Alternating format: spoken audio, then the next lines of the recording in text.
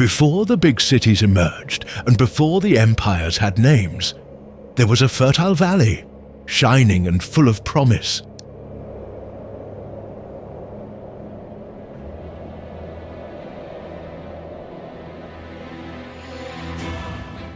But behind its riches, something dark was hidden. A silent cry rose from the earth to the heavens. A cry of injustice, wickedness, and cruelty. And God listened. The skies began to change. The clouds closed in. The air became heavier. And the time seemed to hold its breath.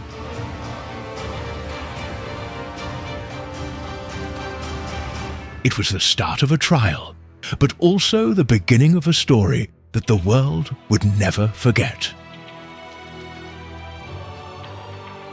Because there, in the middle of the desert, when everything seemed lost, a man stood up.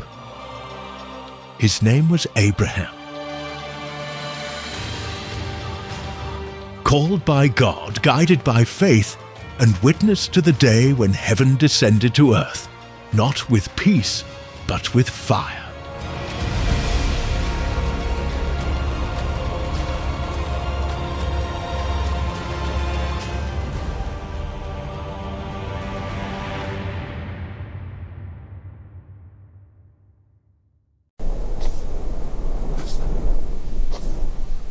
Abraham stood on a hill, gazing toward the horizon.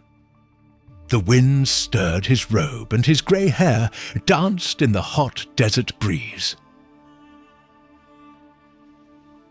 His eyes reflected serenity, but also the weight of knowledge that few dared to carry.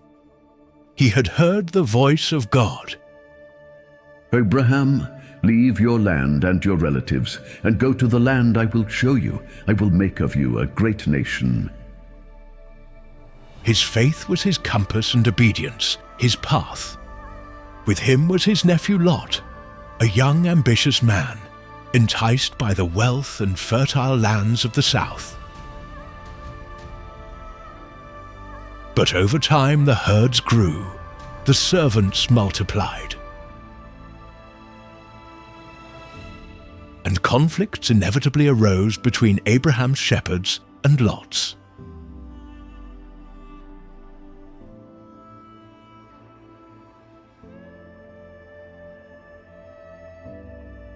One morning, while walking among the tents, Lot said, "Uncle, it's not fair for our servants to live in conflict. The land is vast. Let's separate, each going our own way." Abraham, with a slight nod, responded wisely, "Let there be no strife between you and me, for we are brothers. Here is the whole land before you. Choose where you will go, and I will take the opposite side." Lot lifted his eyes. To the south, a fertile valley stretched out like an emerald carpet. It was the Jordan Valley where the cities of Sodom and Gomorrah were located. They shone in the distance with their towers and hanging gardens like jewels set in the desert. Then Lot said firmly, "I choose the Jordan Valley. That's where I will prosper." Abraham silently agreed, watching him leave with his tents and flocks, heading towards the cities that, although prosperous, were steeped in wickedness. Days later, Abraham was alone when the voice of the Lord echoed again. Lift up your eyes. All you see, I will give to you and your descendants forever. I will make your descendants like the dust of the earth, so that if anyone can count the dust of the earth, they can also count your children. Moved, Abraham fell to his knees, tears streaming down his face. The sky, once stormy, now opened up with a ray of golden light that fell directly on him. It was the seal of the divine promise. Meanwhile, Lot entered the gates of Sodom, surrounded by wealth, applause, and curious glances. The men from the cities were handsome and arrogant, the women vain and provocative. At every corner, idols were erected. In every square, festivals were celebrated where pleasure was the supreme god. However, Lot did not see everything, or perhaps preferred not to see. In the stillness of the night, Abraham walked among the tents under the moonlight, when he looked up and saw a column of smoke on the horizon, far in the distance. It was thin, almost imperceptible, but it announced that something was catching fire, even before judgment. He closed his eyes and prayed silently. The story, not yet revealed to men, was beginning to unfold. The next morning, Abraham built an altar to the Lord, as he always did when he settled in new lands.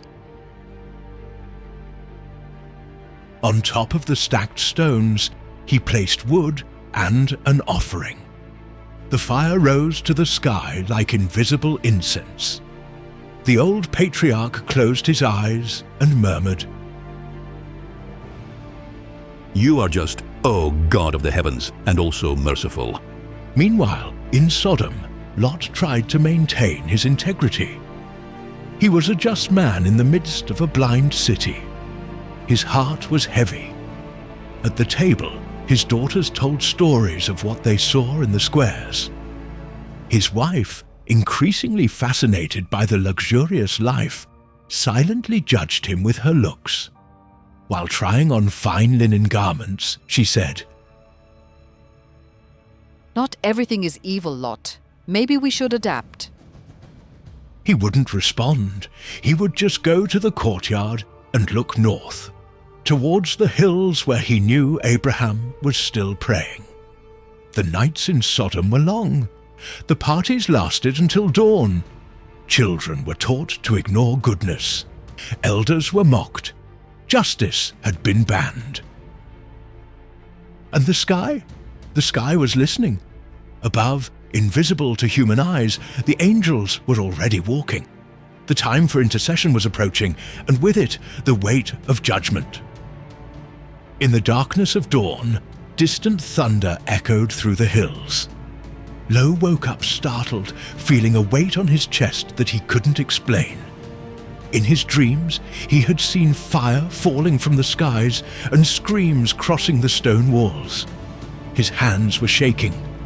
He looked at his sleeping wife, and then at his daughters. Something was coming, something bigger than he could imagine. In the distance, Abraham was also waking up. His eyes turned to the south. And then the sky started to move. Dawn was approaching, and with it, the footsteps of the eternal. The heavens would not remain silent for much longer. Judgment would come soon. The morning light timidly emerged over the walls of Sodom, but the golden glow of the sun barely touched the city, as if the light itself hesitated to rest there. The streets, still dirty from the previous night's parties, were beginning to fill again with voices, mocking laughter, and hurried steps. There was a rush to sin. The markets opened with luxurious products. Women adorned with gold and painted eyes openly flirted on the corners. Children ran among the merchants, imitating the vices of the adults. The city throbbed with vanity, lust, and mockery. He watched from the window, his heart heavy in his chest. He tried to believe that there was still hope for that city. His daughters, already young women, looked fascinated at the city girls. His wife spent more time with the local women, listening to secrets and learning their ways. He prayed, but his voice seemed to be lost in the void. That same morning, a few days' walk from there, Abraham sat at the entrance of his tent as he did during the calmest hours of the day. The morning breeze was gentle. Suddenly, he looked up. 3 men were approaching. There was something different about them. Their expressions were serene, but their presence carried authority, as if the entire sky was with them. Abraham ran to meet them and bowed down to the ground. My lord, if I have found favor in your eyes, I beg you not to pass by your servant without resting. Quickly, he ordered them to prepare bread, meat, and milk. The 3 sat in the shade of the trees. While they ate, Abraham stood reverently. Then one of them spoke with a voice that pierced the soul. "Oh, where is Sarah, your wife?" And Abraham answered. It's in the tent. Then the visitor said, I will return to you at the appointed time. And Sarah will give birth to a son. Inside the tent, Sarah heard and laughed silently. Then the visitor asked, Why did Sarah laugh? Is there anything too difficult for the Lord? Abraham realized they were not ordinary men. They were angels. One of them was the Lord himself in visible form. When they got up to leave, they looked towards Sodom. The Lord's expression became serious. Then he spoke in a voice that the wind carried to the trees. Shall I hide from Abraham what I'm about to do? The outcry of Sodom and Gomorrah has increased. Their sin is very grave. Abraham, upon hearing this, approached with fear and compassion. Will you destroy the righteous along with the wicked? Perhaps there are 50 righteous people in the city. Will you destroy the whole place and not spare it because of the 50? Even if I find 50 righteous people, I will spare the whole city for their sake. And what if it's 45, 40, 30, 20? I won't destroy it. I ask you, Lord, do not be angry if I speak just one more time. What if there are only 10 righteous people? The gentleman looked at him with eyes that knew the future. I will not destroy it for the sake of 10. And then the angels left.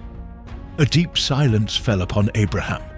The patriarch was alone, looking at the valley in the distance.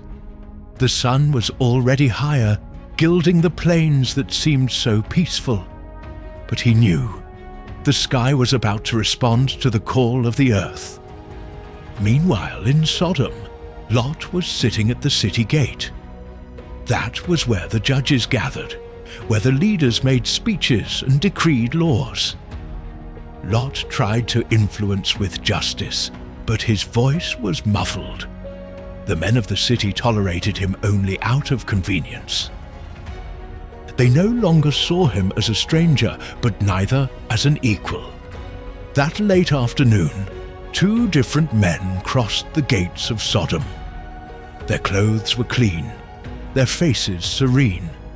Their eyes shone with a fire that no mortal could contain. They walked with firm steps, and even the dogs silenced when they saw them pass. Lot saw them and immediately recognized them. They were not ordinary men. He stood up, bowed, and said, Gentlemen, I ask you to come into my house, wash your feet, and spend the night. You will leave safely in the morning. They nodded, but the city would not let them go unnoticed. At night, when silence enveloped the houses, a sound of footsteps spread through the streets. Men from all over the city, young and old, surrounded Lot's house. Their faces were filled with blind desire and perversity. They shouted, Where are the men who came to you tonight? Bring them out, so that we may know them. Lot left and closed the door behind him. The heart was beating like a drum inside his chest. My brothers, I ask you, do not commit such evil. And they mocked. Get out of the way. Who are you to judge us? You came to live as a foreigner and now want to be a judge. They advanced, tried to break down the door, but suddenly a brilliant light burst from the entrance. The angels pulled Lot inside and closed the door with supernatural strength. Outside, the men were struck with blindness. Confused, they stumbled, shouted, and hit each other, unable to find the door they once knew so well. Inside the house, one of the angels stared at Lot.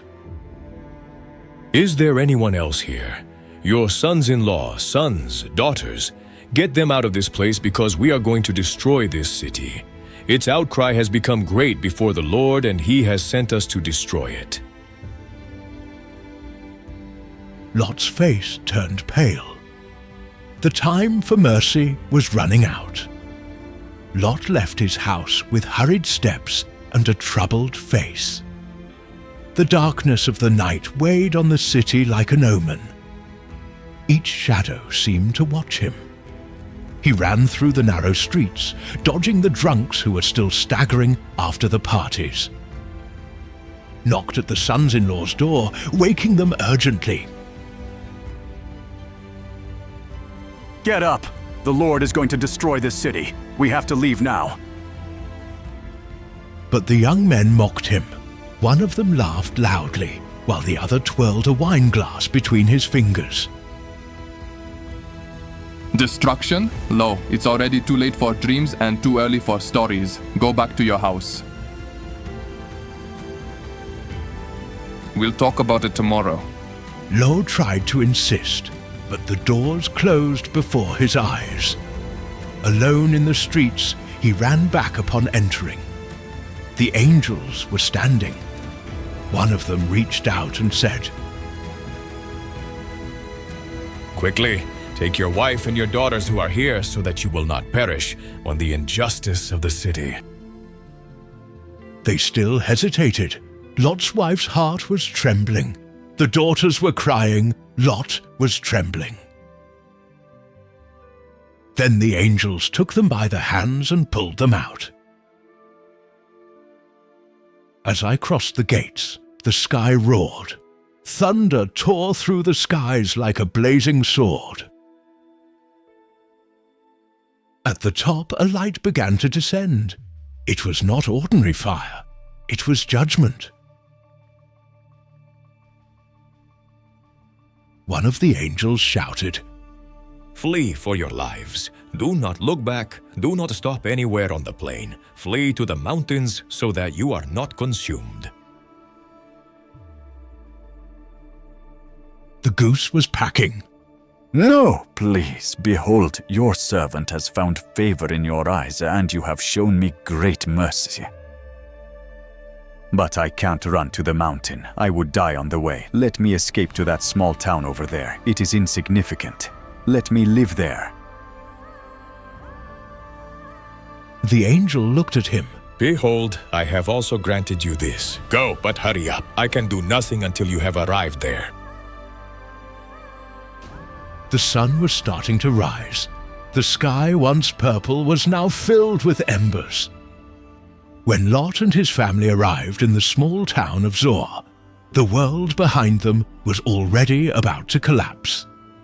That's when it happened. Flames fell from the sky like rivers of embers. The ground shook violently. Towers split in half. The walls of Sodom crumbled like sand. The fire of judgment licked the houses, the markets, the temples. Screams echoed through the valleys, but no one heard them. And amid all this, Lot's wife stopped just for a moment and looked back. Her eyes were searching for something, perhaps her children, perhaps the past, perhaps the ornaments and luxury she left behind. But in that look, there was more than just longing. There was attachment. And then, in front of the flames and the raging sky, she transformed. Her body hardened, frozen in time. Her eyes open, turned towards Sodom, a solitary statue of salt on the burning plain. Low fell to his knees. The daughters screamed, but nothing could be done. From above, among fiery clouds, the angels watched in silence. God's judgment had been complete. In the hills to the north, Abraham woke up to the noise. He left the tent and ran to the top of a hill. From there, he saw smoke rising from the land like the smoke of a huge furnace. His eyes filled with tears. He prayed silently. The Lord remembered Abraham and for his sake saved Lot from destruction. For days the smoke kept rising, thick and dark, as a reminder to the world of what happens when evil goes too far. Zoar, the small town where Lot had taken refuge, had become a silent shelter. Its inhabitants looked in awe at the burning horizon, not daring to ask what had really happened. There were rumors, whispers, but no one dared to approach the devastated plains. Lot, mourning, couldn't stay there for a long time. The stares, the whispers, the memory of his wife turned into salt. Everything was an unbearable burden. Their daughters walked silently, with their eyes lost on the ground. So Lot said one morning, Let's go to the mountains. Zoar is also not a safe place anymore. With few provisions, they climbed the hills. They found shelter in a solitary cave far from everything. The silence was deep and the nights were cold.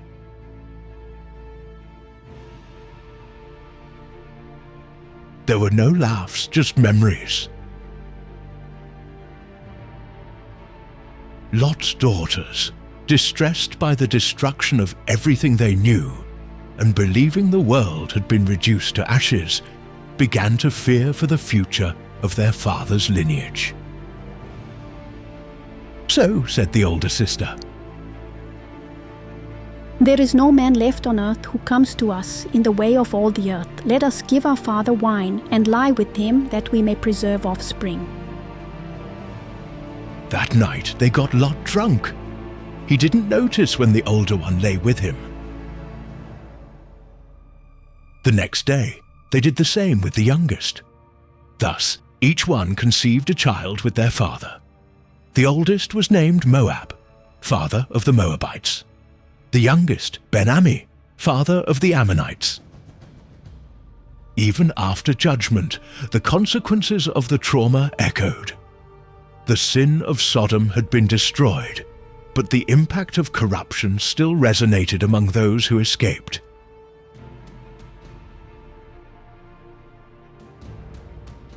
In the scorched plains where once the cities of the valley flourished, silence now reigned.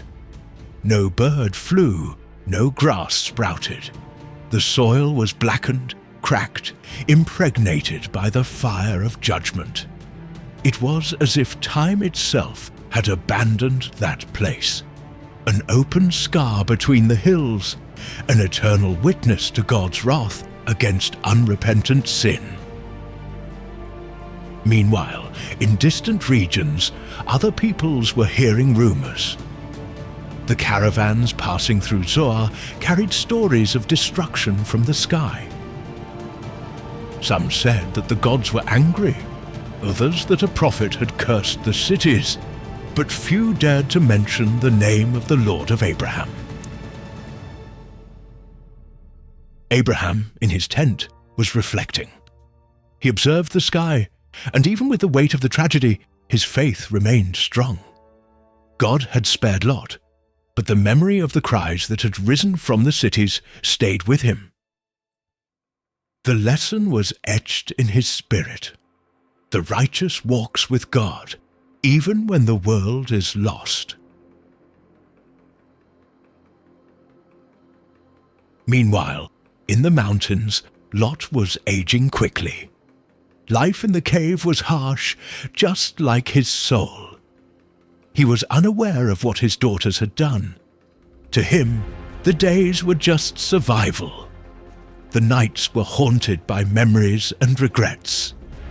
He, who once sat among the city judges, now dwells among rocks and silence. The daughters raised their children far away from everything. Moab and Ben-Ami grew up like wild children, without the presence of experienced mothers, without culture, and without direction. The seeds sown in despair would germinate in the future as rival peoples of Israel. The mistake, even if it comes from a good intention, would carry consequences for generations. In the heavens, the angels who had witnessed the destruction watched in silence. The mission was accomplished, but God's heart did not rejoice in the destruction. His justice was perfect, yet it was also filled with sorrow. For the Creator takes no pleasure in the death of the wicked, but rather that he turns and lives. And it was at that same time that in other parts of the earth kingdoms were formed. Men exalted themselves, towers were erected, empires were born from arrogance. Sodom and Gomorrah became a legend, a warning, a shadow in the memories of the nations. But few understood the true reason for the destruction. It was more than immorality. It was a conscious rejection of good. It was pride amidst the cries of the weak. It was violence, oppression, and a complete lack of remorse. God had waited, warned, sent signs, and finally executed. Lot's descendants spread out, formed tribes, and became strong. But the memory of the destruction never completely left their lands. On quiet nights, the campfires still cast shadows in the caves, and the elders told stories of how the sky once opened in fire. Abraham continued his journey. Sarah would conceive the promised son, and the story would take a new turn. But the echo of Sodom and Gomorrah would resonate through the scriptures, the prophets, the nations, until the times of the Messiah. Lot, in turn, disappears from the pages of sacred history. His existence became a reflection of a just man who escaped with his life, but lost everything valuable. It became a symbol of salvation through mercy, but also a warning to those who flirt with the world. In the sands of time, the winds began to blow again. Over the ruins, only ashes, but between the skies and the earth, justice had been served. A few generations later, the name of Sodom was no longer spoken out loud. In tents, palaces, and mountains, parents told their children stories about a people who challenged the Almighty and vanished from the earth. Prophets, centuries later, would raise their voices and say, "Remember Sodom." And the words would be feared. But there was something else. A seed sprouting in silence. Two descendants of Lot, despite their turbulent origins, would have unexpected encounters with the divine plan. Among the Moabites, a woman named Ruth would be born. She would leave behind her people's idols to follow the God of Israel, becoming an ancestor of King David, and centuries later, of the Messiah himself. Even in the ruins of the fall, God could redeem. Sodom had been consumed, but the story didn't end in ashes. Amidst the judgment, mercy still flourished. It was as if, behind the curtains of fire and smoke, an invisible thread was weaving the eternal plan of salvation. The cities of sin had fallen, but the promise remained alive. And now, far away, a boy was about to be born, a child of promise, a laughter named Isaac. The time to laugh would come, but the memory of crying would never be forgotten. Time passed. The dust of destruction was carried away by the wind, but the memory of Sodom and Gomorrah remained etched in the scriptures and hearts. The ashes of judgment became an eternal symbol of divine justice. The prophets would not stop using them as a warning. The Lord himself in future centuries would mention these cities as an example of final judgment. But there, in the heart of the desert, while the world advanced in its ways, Abraham saw another part of the promise fulfilled. Sarah had conceived and given birth to a son. Abraham named him Isaac because Sarah had laughed, and now everyone would laugh with her. The birth of the boy brought light to the tent and hope to a story marked by trials and miracles. The God who judges is also the God who fulfills promises. And while life renewed itself, the memory of the devastated cities became a necessary contrast to the holiness of God. Even so, the world had not changed. Nations were exalting themselves, peoples were getting lost in their pride, and the descendants of Lot, the Moabites and Ammonites, began to take shape as established peoples. They built cities, erected altars to foreign gods, and inherited not only the blood of Lot, but also the marks of a turbulent origin. And as expected, conflicts with Abraham's descendants were not long in coming. The promised lineage and the wounded lineage would walk side by side, sometimes in peace, often in war. War. From the heavens, the Most High watched, his justice firm, his mercy extended, his plan unshakable. Sodom had been judged, but it was not the only city that deserved fire. Everywhere, man's heart remained corrupt, inclined to evil. But the Lord was patient. He was waiting for the right time, because in the end, even judgments point toward salvation.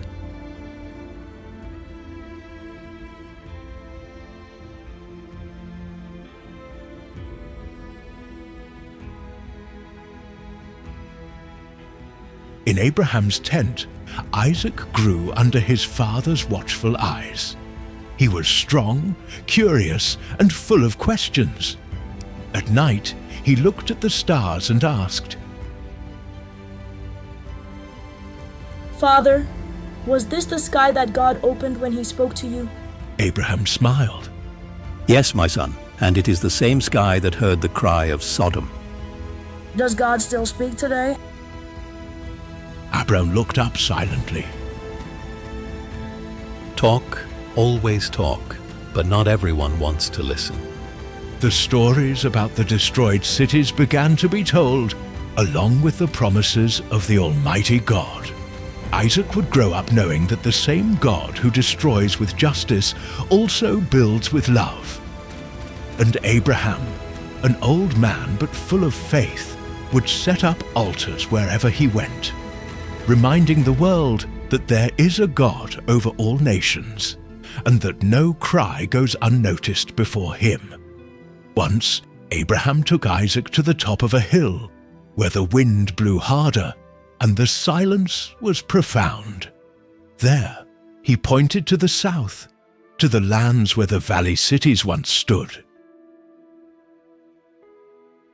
There was Sodom and Gomorrah. Isaac frowned, curious. What happened to them? Then Abraham replied in a serious voice, They were consumed because they forgot God, because they chose evil and called it good, because they heard the cries of the righteous and responded with mockery. Could God destroy them again? Abraham knelt before his son, placed his hand on his shoulder, and replied, Umester dem dies, und the same God who judges is also the one who forgives. He gives time, gives signs, sends messengers. But when a person chooses to reject the light and embrace darkness, judgment comes. Isaac remained silent, absorbing every word as if engraving an eternal secret on his soul. In the years that followed, the descendants of Abraham multiplied. Nations arose, peoples waged wars, kings rose and fell. But the name of Sodom remained like an ancestral scar, like a name forbidden to be used in vain.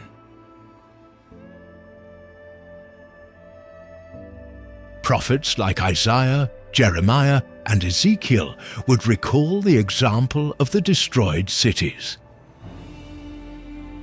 Even in the New Testament, the apostles would use Sodom as a symbol of rebellion and disbelief.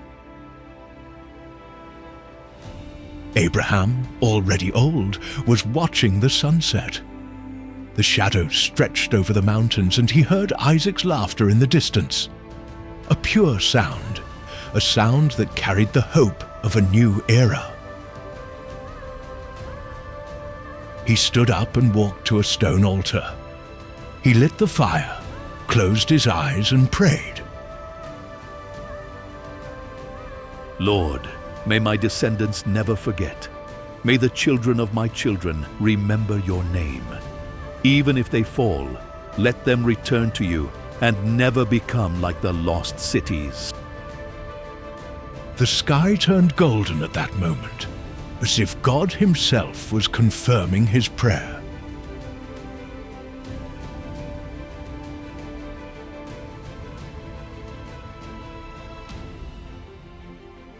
A gentle breeze passed between the tents, and a star shone brightly in the southern sky.